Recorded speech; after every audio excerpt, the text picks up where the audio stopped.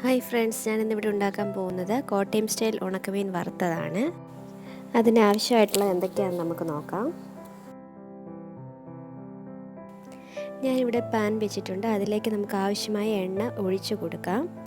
നമ്മുടെ എണ്ണ ചൂടായിട്ടുണ്ട്. അതിനുശേഷം കഴുകി വെച്ചിരിക്കുന്ന ഉണക്കമീൻ ഇതിലേക്ക് ഇട്ട് കൊടുക്കുക. ഉണക്കമീൻ പെട്ടെന്ന് തന്നെ ഫ്രൈ ആകും. ഇതിനധികം സമയം എടുക്കത്തില്ല ഫ്രൈ ആവാനായിട്ട്. സാധാ പച്ചമീനൊന്നും വറക്കുന്ന അത്രയും ടൈം എടുക്കേണ്ട ആവശ്യമില്ല ഇതിന്. നമുക്കിനി ഇത് തിരിച്ചിട്ട് കൊടുക്കാം. ഒരു വശം ഏകദേശം ഫ്രൈ ആയിട്ടുണ്ട്, കാണുമ്പോൾ തന്നെ അറിയാം.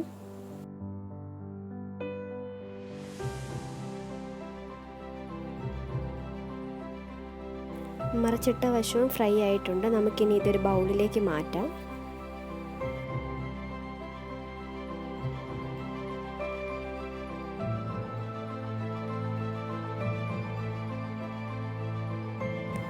ഇനി ആ വറുത്ത് വെച്ച എണ്ണയിലേക്ക് നമുക്ക് സവോള ഇട്ട് കൊടുക്കാം. എന്നിട്ട് നല്ലവണ്ണം വഴറ്റുക. ഒരുമാതിരി ബ്രൗണിഷ് കളറാവുന്ന വരെ വഴറ്റണം. നമ്മൾ സാധാരണ ചെയ്യുമ്പോൾ നേരെ മുളക് പൊടി ഇട്ടെടുക്കുക ചെയ്യുന്നത്. ഇതൊരു ഇച്ചിരി ഡിഫറെൻറ്റ് സ്റ്റൈലിൽ, കോട്ടയം സ്റ്റൈലിലാണ് ചെയ്യുന്നത്. ഞാൻ ആദ്യമേ പറഞ്ഞിരുന്നു. അപ്പോൾ ഏകദേശം ബ്രൗൺ കളർ ആയിട്ടുണ്ട്. നമുക്ക് അതിലേക്ക് മുളക് പൊടി ഇട്ട് കൊടുക്കാം. മുളക് പൊടി ഇട്ടതിന് ശേഷം നല്ലതുപോലെ ഒന്ന് ഇളക്കുക.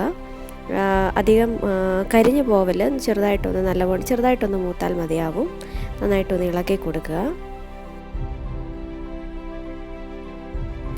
നമ്മളിട്ടിരുന്ന മുളക് പൊടി ഏകദേശം മൂത്തിട്ടുണ്ട്, കാണുമ്പോൾ തന്നെ അറിയാം. ഇനി അതിലേക്ക് നമ്മൾ എടുത്ത് വെച്ചിരിക്കുന്ന വിനാഗിരി ഒഴിച്ചു കൊടുക്കുക.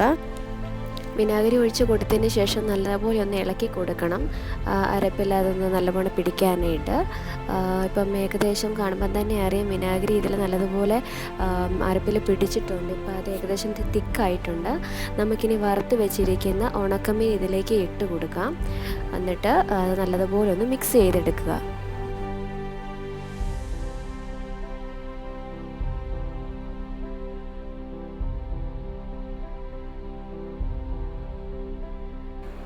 മിക്സ് ചെയ്തെടുത്തിട്ടുണ്ട്. ഇനി നമുക്കിത് സെർവിങ് പ്ലേറ്റിലേക്ക് മാറ്റാം.